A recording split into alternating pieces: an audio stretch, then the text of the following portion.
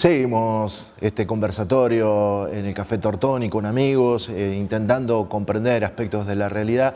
En este caso el invitado es Ricardo Aroskin, un licenciado en Economía y además magíster en Relaciones Internacionales. Nos acompaña como siempre Guillermo Rica, que también comparte esta posibilidad de este diálogo que estamos intentando llegar a ustedes para terminar de aprender y de comprender aspectos de la realidad. En este caso un tema muy complejo, Guille, que tiene que ver con la economía. Trajimos ni más ni menos que a una de las personas de las que nos nutrimos muchas veces de los análisis y de la mirada que se tiene sobre lo que sucede con nuestra economía, con nuestras finanzas. Es para nosotros un placer que estés, Ricardo, con nosotros compartiendo esta mesa de café que intenta llegar a tantas mesas y a tantos lugares desde Córdoba, capital alterna de la provincia de Río Cuarto, como somos nosotros, también capital alterna del país, pero además recorriendo todo el territorio, permitiéndonos este acceso y esta llegada a personalidades como es tu caso y que tenés la generosidad de venir a compartir este tiempo. Así que, Guille, le damos la bienvenida a Ricardo, bueno, muchas gracias por estar acá. Sí. No, yo les agradezco a ustedes haber venido a conversar sobre nuestro país. Bueno, y vamos con los temas, Guille, que son varios, ¿no? Sí. Bueno, Ricardo tiene una larga trayectoria, digamos, como economista, pero además como docente, en la carrera de Sociología en la UBA, digamos, en otras carreras también, en otras universidades del conurbano, invitado a otras universidades, es autor, digamos, de varios libros. En uno de ellos, digamos, que es por donde quisiera empezar, vos señalás que la agenda en materia económica en la Argentina se viene imponiendo prácticamente como herencia de la dictadura a partir de los organismos internacionales o a través, digamos, de las fundaciones corporativas que defienden o luchan, digamos, por intereses muy particulares, digamos, que no tienen que ver con las mayorías. No pueden imponer esas agendas ni los partidos políticos, ni las universidades, ni otros espacios que serían más representativos, digamos, del interés público, podríamos decir así, ¿no? ¿A qué se debe esto? O sea, ¿y desde cuándo empieza a suceder esto, digamos, en la Argentina y por qué es tan difícil de revertir, digamos, este proceso, ¿no? Sí, bueno, hasta la dictadura militar, Argentina venía desarrollando prácticamente desde los años 30 un proceso de industrialización que ya llevaba casi medio siglo y que había cambiado completamente la faceta de la Argentina. Argentina por eso era un país de ascenso social, de integración social, muy baja pobreza, muy baja indigencia, casi pleno empleo, digamos, un país que hoy lo vemos como un país envidiable. Sin embargo, en el 76 se decidió hacer un cambio dramático, a partir del cual Argentina casi no crece, crece muy poco, y que tiene que ver con tratar de insertarla a la fuerza a un país que ahora tiene 46 millones de habitantes en la división internacional del trabajo que desean los países centrales, que ellos quieren que nosotros seamos proveedores de 3 o 4 materias primas, como es Chile, por ejemplo, y listo. Ahora, eso no permite que 46 millones de argentinos vivan. Ese es el problema. Que no hay trabajo ni hay ingresos para 46 millones de argentinos. Entonces, lo que estamos viviendo desde la dictadura para acá son tropiezos muy importantes generados por una agenda completamente desvinculada de lo que la Argentina necesita, y gobiernos que vienen a reparar como pueden. Eso fue Alfonsín y después fueron los Kirchner, trataron de reparar, poner en marcha de vuelta un poquito, después otra recaída en gobiernos que reflejan los intereses de los países centrales, lo que quieren que sea la Argentina, y ciertos grupos locales que están asociados y que coinciden prácticamente plenamente con la mirada de los países centrales. No es la nuestra, no es lo que necesitamos, sí, no, claro. Pero a la sociedad le cuesta entender y reconocer sus propias necesidades. Es pensable que los que tienen el poder para imponer esas agendas tienen el poder para imponer el rumbo económico. Lo llamativo es que, bueno, llevamos casi 40 años de democracia, que también sería un término a discutir, incluso desde una perspectiva de economía política, ¿no? Porque tal vez en nuestro régimen sería más definible como el de una postdictadura con algunas garantías institucionales. Digo con algunas porque si bien vivimos en un Estado de Derecho, esas garantías no siempre han estado garantizadas para todos. O sea, de hecho vivimos, digamos, en un país que hoy, digamos, a casi 40 años, digamos, de conquistada, digamos, si se quiere, la democracia, todavía tiene presos políticos, ¿no? ¿Me permitís decir algo sobre eso? Sí, claro. Mira, yo creo que el problema que tiene esta democracia en la que vivimos es que en un gesto muy avanzado se juzgaron los crímenes cometidos por los militares. Pero no se juzgó, la democracia no juzgó los crímenes económicos cometidos contra el pueblo argentino, entre los cuales figura el comienzo de la deuda externa. Es decir, a la caída del gobierno de Isabel Perón, la deuda nuestra era insignificante. Los que generan la deuda son los ministros de Economía de los militares, que fue Martínez de Oz, y eso continúa y continúa y continúa hasta el día de hoy. Esos tipos de crímenes, el tema financiero, digamos, el tamaño que adquirió el sistema financiero, la actividad especulativa, los dólares, todo eso, esas desgracias, esas calamidades empiezan con la dictadura militar y la democracia no fue capaz de enfrentar ese tipo de cosas. Digamos que las admitió y con esas cosas vivimos hasta el día de hoy. Puede ser que esto también, en ese proceso se nacionalizó toda la deuda de los privados, en ese proceso. Todo esto tiene una huella, tiene un registro. Hay forma de poder comprobarlo y de poder retrotraernos en el tiempo como para poder hacer un juicio como el que vos estás planteando. ¿Por qué no sucede? Bueno, yo creo que los políticos democráticos le han tenido miedo todo el tiempo al poder económico, le tienen miedo a un golpe, tienen miedo a una desestabilización, tienen miedo a un caos que se pueda promover desde la economía y por lo tanto tienen mucha prudencia a la hora de generar una ruptura en serio con todo ese pasado ominoso. No lo logran hacer. De hecho, hoy está vigente la reforma financiera de Martínez de Oz, es decir, de los militares que tanto daño le hizo al país. Todo este periodo democrático, casi 40 años, no se ha modificado. Es decir, le han hecho algunos parches, pero es una ley que hay que derogar y poner una ley democrática donde el sistema financiero sirva a la sociedad y no al revés como ocurre ahora. Pero incluso hubo un intento, digamos, de juntado de firmas para darle estado parlamentario al tratamiento, digamos, de una nueva ley de entidades financieras en el último periodo del gobierno de Cristina, ¿no? Y bueno, sí. Yo creo que no se logró. Se desperdició una oportunidad importante porque ahí parlamentariamente se estaba en condiciones de avanzar. Quiero decir, el poder económico ahora ya tiene su partido político, sí, claro, que es Juntos por el Cambio, y ahora tiene un escudo parlamentario que va a impedir que la democracia avance y haga que la economía funcione en función del interés social. Eso ahí lo van a frenar. Acotando a lo que decías recién sobre los crímenes económicos, digamos, ¿no?, de la dictadura, además de la deuda, pienso, por ejemplo, en la famosa circular 1050, digamos, que dejó tanta gente de a pie, digamos, que había tomado créditos para expandirse, para comprarse su casa, su negocito, ¿no? Gente muy pequeña y mediana, desahuciada para siempre, digamos. Fíjate qué interesante lo soy testigo hasta familiar de eso, te podría decir. Sí, mis padres también tuvieron un problema con la 1050. Pero fíjate qué interesante, nosotros estamos acostumbrados a hablar del tema de la memoria, ¿no? Pero cuando se dice memoria se piensa en los crímenes más aberrantes de la dictadura. Terrorismo de Estado. Y no en los crímenes económicos, porque recordás la 1050, pero hace poco un gobierno enganchó a la gente con los créditos UBA. Claro.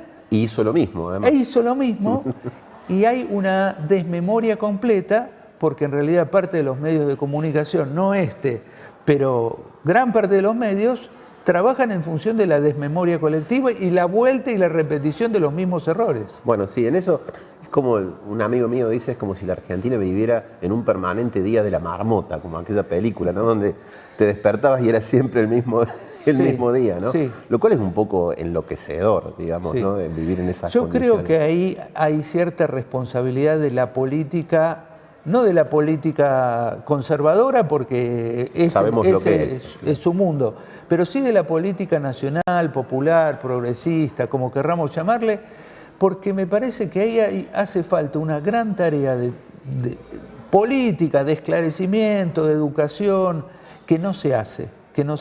Y por lo tanto aparecen nuevas generaciones sin información, sin conocimiento y dispuestos nuevamente a comprar los buzones que también presenta la derecha económica. ¿Tendrá que ver esto con que en materia de derechos humanos, que deberían incluir, digamos, los crímenes económicos, como bien estás diciendo, se hizo mucho porque los organismos, la sociedad civil se organizó muy fuertemente, ¿no? Bueno, madres, abuelas, todos los organismos de derechos humanos, ¿sí? Sí.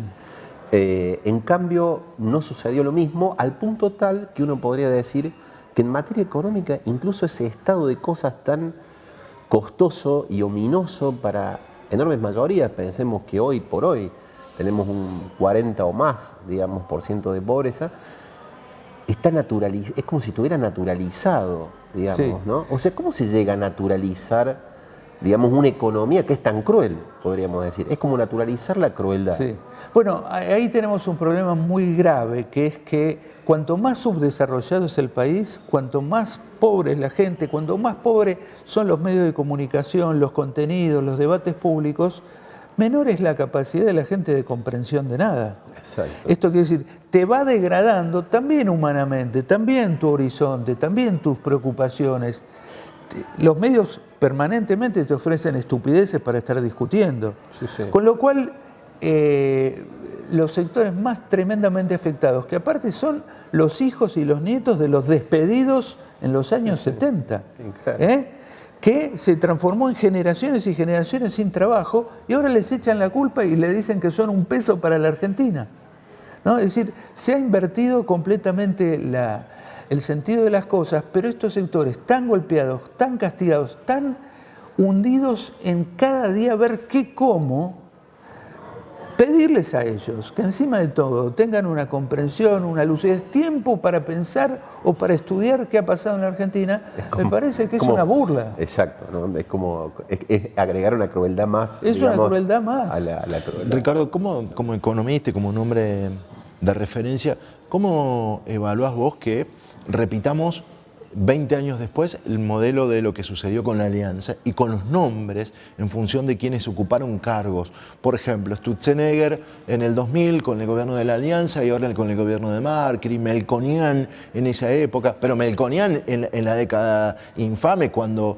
en la época del proceso fue el responsable de la estatización de esas deudas, que sigan estando en los medios de comunicación y que nos sigan hablando de economía, o como sucede ahora, el último ministro de Economía de Macri, que se siente en los estudios de televisión y vuelva a esgrimir argumentos como si él no hubiera pasado nunca por la función. ¿A qué lo atribuís? Porque independientemente de esto que estás planteando, decís, che, no tenemos memoria, no nos acordamos, pero hay actos de una impunidad que de alguna manera los impacta a ustedes, a las personas que entienden y que nos intentan mostrar cómo es la realidad.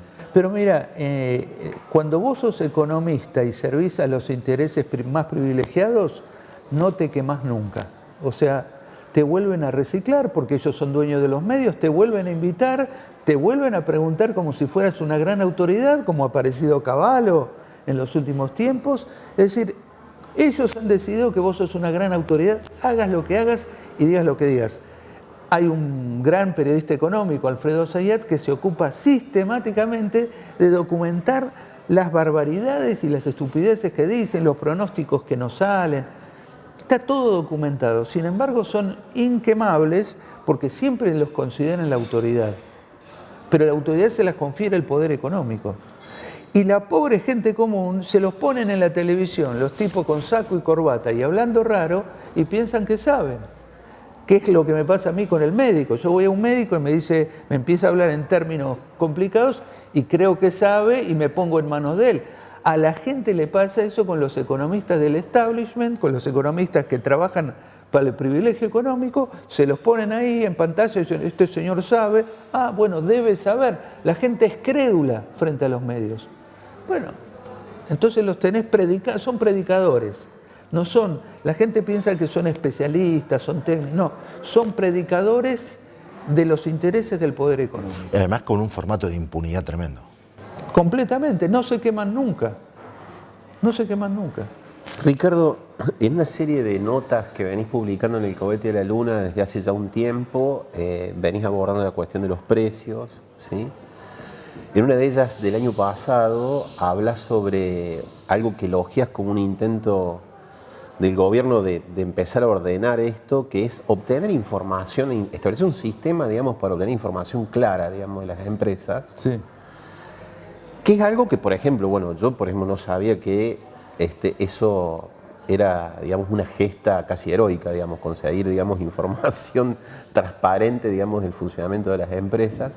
Y ya advertís en una nota, digamos, del año pasado, que se iba a poder convertir en una especie de guerra esto, ¿no? Entre las empresas, digamos, y los intentos, digamos, de control estatal. ¿Cómo funciona esto en otras partes del mundo? ¿Por qué, o sea, es tan difícil para nosotros aplicar ese tipo de controles que aplican otras sociedades democráticas? Uno nota, por ejemplo, incluso que Estados Unidos está interesado ahora en obtener información, digamos, sobre cuentas offshore, no solo no declaradas, digamos, también declaradas, ¿no? Y acá hablar de eso es como, no sé, Bueno, ser confiscador. Bueno, eso la verdad que solamente se explica por el poder enorme que tiene ese sector en la Argentina. En Estados Unidos el Estado es un poco más autónomo. Está a favor de los intereses empresarios, pero fija determinados límites y la sociedad es como muy presente y muy activa. La nuestra, lamentablemente, debo decir, se viene desactivando en relación a la cuestión ciudadana, a la cuestión de pedir respeto por la cosa pública. En realidad, la palabra republicano se ha convertido acá en, al contrario, defensa de privilegios. Claro, exacto. Entonces, digo, en otros países pueden ponerle límites a ciertos desbordes empresarios, ciertas cosas no se pueden hacer. Incluso en Estados Unidos han obligado a monopolios a partirse. Es decir, usted no puede dominar toda esta actividad, fijar el precio como quiera. No lo puede hacer. Está la ley, hay que defender la competencia, hay que defender al consumidor. Eso en Argentina no pasa. No se aplican las leyes antimonopolio, no se aplican las leyes de defensa de la competencia. Es decir, tenés todo el sistema político arrodillado frente al poder económico. ¿Eso solucionaría parte de la problemática que tenemos, por ejemplo, con la escalada de los precios? Pero por supuesto, porque en muchas áreas de la provisión de alimentos vos tenés 2 o 3 empresas, nada más, que se juntan como en esta mesa y arreglan todo. No puede ser que el gobierno no pueda hacer nada en función de 46 millones de habitantes que tienen que estar mirando cómo 3 tipos se llenan los bolsillos. Es decir, esto es insólito, hemos llegado a un nivel de postración de la política increíble, a un vaciamiento. Es decir, ¿para qué voto si después las empresas hacen lo que quieren con la sociedad? Bueno, eso, estamos en este punto. Ayer... Sí, vos decías que el derecho a comer está puesto en entredicho. Mirá, como afectan mis intereses, lamentablemente no vas a poder comer.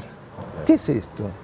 Esto es algo que la política, toda la política debería decir, no, hasta el político más conservador, y sin embargo está tan subordinada que duda si la gente debe comer o no debe comer, porque si se ofenden los señores que ganan mucha plata, nos hacen un berrinche.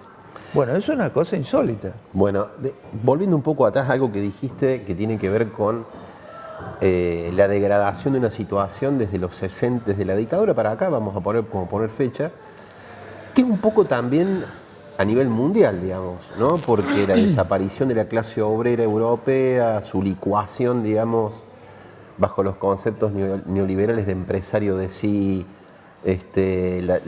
la huida, digamos, de los trabajadores de los sindicatos, ¿no? Sí. Se empieza a dar más o menos en esa década.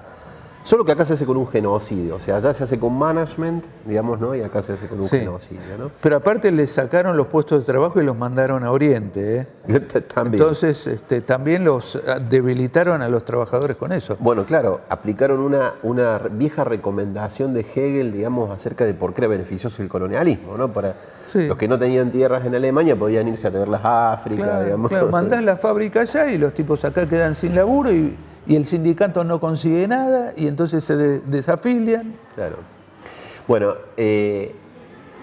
volviendo a esto, digo, esta situación de deterioro no tiene que ver estructuralmente, digamos, con el debilitamiento o la reducción a un mínimo, digamos, de la clase trabajadora industrial, porque eso es lo que te dinamiza, podríamos decir, una sociedad, ¿no? O sea, en la medida en que vos tenés buenos trabajos, trabajos pagos, digamos, que tienen un impacto, digamos, no solo en la producción, sino también en el consumo, en las exportaciones, eso genera riqueza, eso genera movilidad social, ¿no?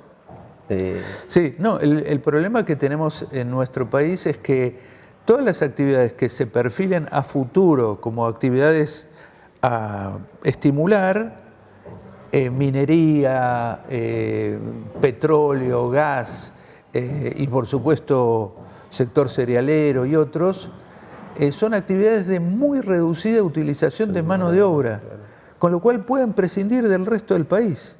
El complejo sojero es absolutamente espectacular en materia tecnológica, muy avanzado, muy positivo en el sentido de que tienen una productividad impresionante. El problema es que el país no ve, no se interesa, no sabe toda la riqueza que se produce ahí y lo poco que le llega al grueso de la población. Claro, porque no genera puestos de trabajo, o genera por deriva, pero muy poco. La industrialización naturalmente generaba un gran movimiento económico, un gran movimiento económico. Esto, en cambio, es un complejo que es como una isla grande, insertada dentro de nuestro país, pero de espaldas a la sociedad, de espaldas a los intereses de las mayorías. Gran movimiento económico y tensión por la redistribución también, ¿no? Eso genera una clase trabajadora activa, sindicalizada, digamos, y demás. ¿No se explica un poco por ahí el problema de la inflación, digamos, ¿no? O sea, el debilitamiento de los sectores trabajadores que lleva ya, digamos, como varias décadas. Yo te diría que el movimiento sindical que tenemos, salvo honrosas excepciones, ha sido bastante funcional a la inflación. Es decir, yo recuerdo Ubaldini, ¿no?, luchando contra Alfonsín y sucesivos sindicalistas que vienen y dicen: hemos logrado el 30% de aumento salarial, el 40%, el 50%, y al día siguiente en la góndola te roban todo eso. Entonces, ¿qué estrategia obrera es simplemente luchar por el salario nominal y no luchar porque los precios estén parados para que mi salario rinda? Digo, ABC del ABC del ABC, y parece que al sindicalismo no le entra en la cabeza. Su función es solamente pedir aumento salarial.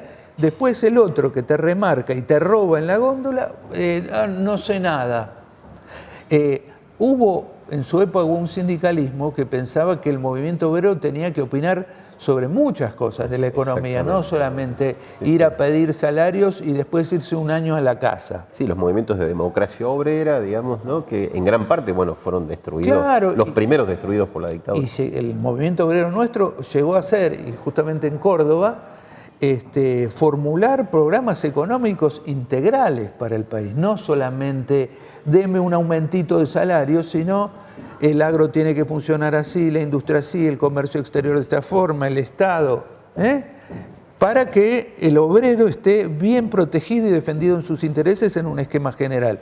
Pero si solamente estás luchando por el salario y el resto te lo definen los empresarios, estás en un problema muy serio. Estamos dialogando con Ricardo Aroskin, un economista que nos está abriendo los ojos y explicando grandes detalles de cosas que nos van atravesando.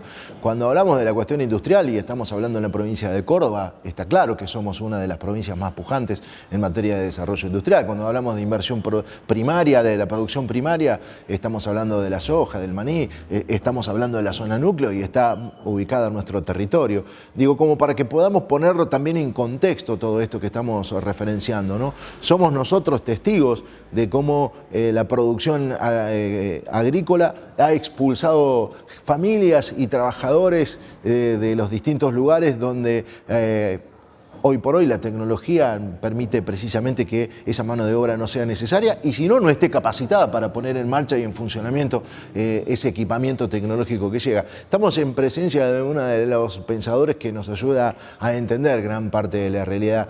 Por eso agradecemos que hayas venido, Ricardo. Nos quedan unos minutos. Queremos que sigas enseñándonos y permitiéndonos este abanico de conocimiento. Guille tiene preparado un temario realmente enriquecedor. No queremos sustraernos de eso porque realmente cuando lo analizamos y lo estudiamos con Guillermo decimos, mirá todo lo que podemos hablar con Ricardo. Y bueno, vamos promediando la entrevista, pero quedan temas y eso es lo bueno. Sí, yo quiero preguntarte medio dos. Pero te voy a hacer primero una pregunta y me voy a guardar una más, digamos, para el final. La primera es cómo ves en este contexto, ¿no?, del que venimos hablando de deterioro, digamos, ¿no?, que lleva mucho tiempo, de una inflación que parece descontrolarse. ¿Cómo ves el panorama político, ¿no? Porque recién hablaste, pusiste como una alarma, que es algo que venís diciendo en varias de tus notas.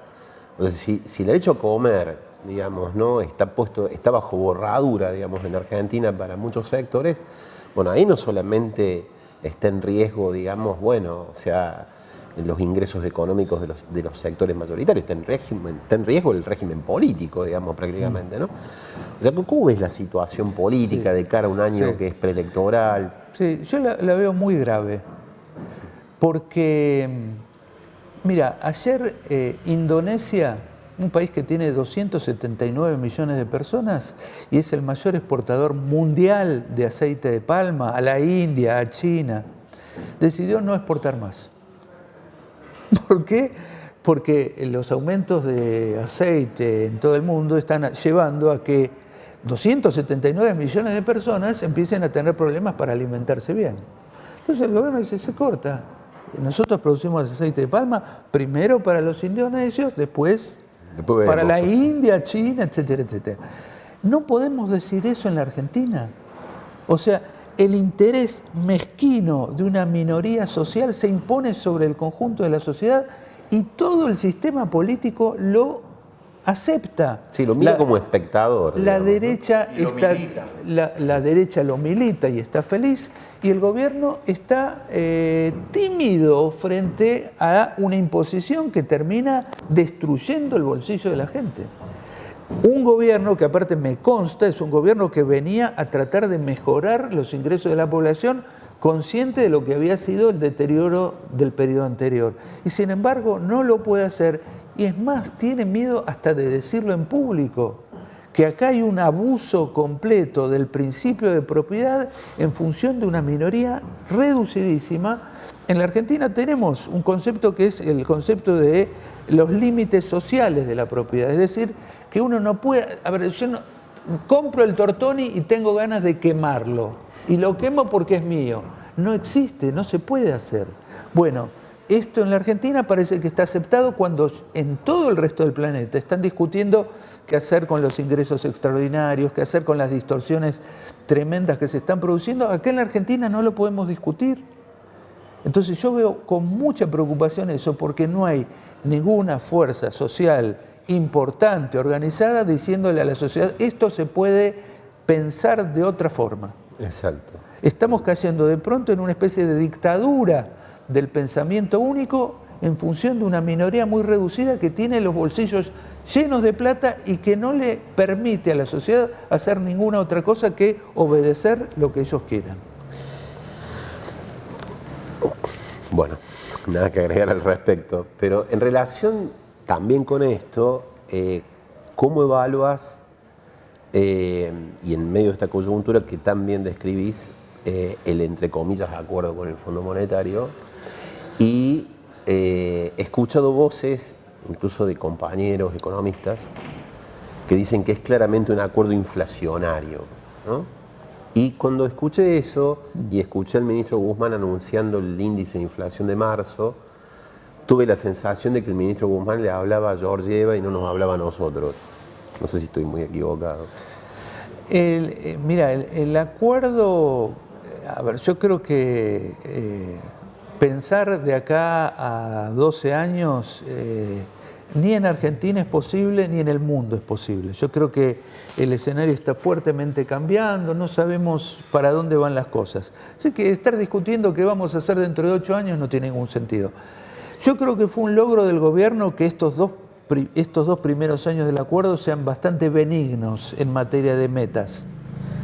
Y mi posición fue que dentro de todo había algunos márgenes para hacer algo. Yo igual lo veo al gobierno muy inhibido intelectualmente para aprovechar los márgenes, ni siquiera. Pero desde el punto de vista, a mí me llamó mucho la atención cuando se aceptaron niveles de inflación para los próximos años altos. Es decir, no una estrategia de irlo bajando, no hay magia, esto no se puede bajar de un día para el otro a cero, pero sí la idea de que lo vas bajando significativamente no está clara, me sorprendió eso, probablemente tenga que ver con las dificultades para cobrarles impuestos a los sectores de altos ingresos, entonces le cobras impuesto inflacionario a toda la sociedad, es decir, a todos nosotros, el IVA. El IVA crece con la inflación. Aumenta la recaudación porque es el 21% de los precios que se inflan. Indiscriminadamente. Entonces, incluso si alguien no puede pagarlo, es alguien que tiene muchos ingresos, ¿no? Que puede deducirlo. Por supuesto. Entonces, me parece que por ahí tiene que ver con eso, con facilitarle al gobierno cierto ajuste fiscal. Y por eso el gobierno toma como medidas paliativas para a los sectores que están perdiendo mucho poder adquisitivo y están muy bajos, darles un poquito de ingresos, pero no toma medidas en relación a la inflación, cosa que es un deteriorante permanente, no solamente del ingreso de la mayoría, sino que es un deteriorante político para el gobierno. Es interesante porque, digamos, el gobierno va a tener que enfrentar el año que viene un año electoral y le van a decir, pero ustedes, 60% de inflación, han superado a Mauricio Macri. ¿No?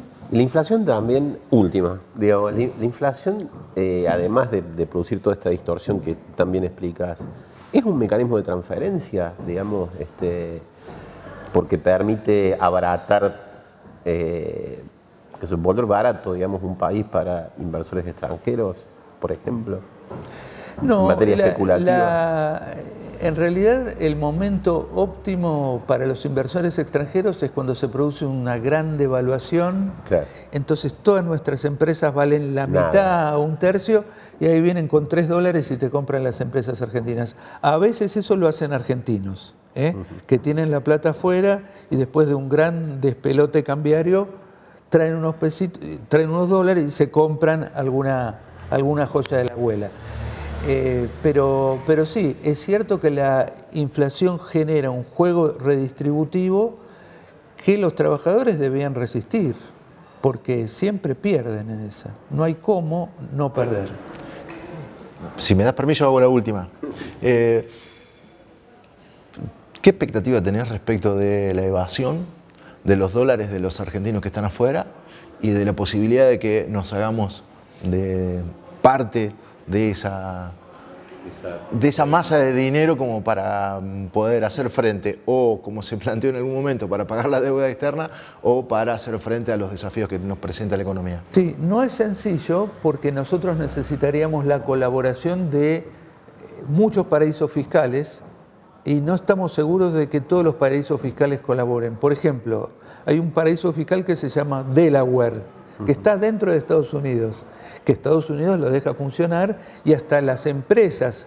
El otro día Elon Musk creó unas cuentas bancarias ahí en Delaware. Es una situación inadmisible lo de los paraísos fiscales porque son plata que va ahí a no pagar impuestos en los países, en cualquier país. Eso no se debería admitir, pero ocurre, y mientras ocurre está siempre la posibilidad de ocultarse de los estados nacionales, salvo que ellos te cuenten quiénes son las personas, pero entonces pierde el sentido el paraíso fiscal, que es para ocultar. Así que tenemos un gran interrogante si vamos a poder conseguir la información, pero el principio es correcto. Lo que nos lleva también a otra cuestión: ¿por qué no combatimos en serio la evasión impositiva y por qué dejamos abiertos un montón de canales para que los dólares fluyan hacia los paraísos fiscales?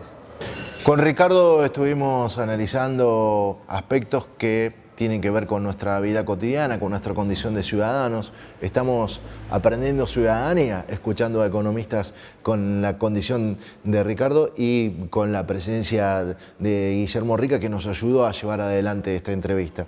La propuesta es precisamente aprender, conocer, que ustedes en cada uno de sus casas empiecen a hacerse preguntas en voz alta respecto de lo que pudieron escuchar aquí, y a partir de ahí que empezamos a comprender algunas realidades, a tratar de modificarlas, pero por sobre todas las cosas, algo que nos permita que no seamos cómplices con actitudes, con discursos, con posicionamientos de los grandes poderes concentrados, defendiendo nosotros desde cada uno de nuestros lugares intereses que no son absolutamente ajenos y además, por sobre todas las cosas, no son perjudiciales.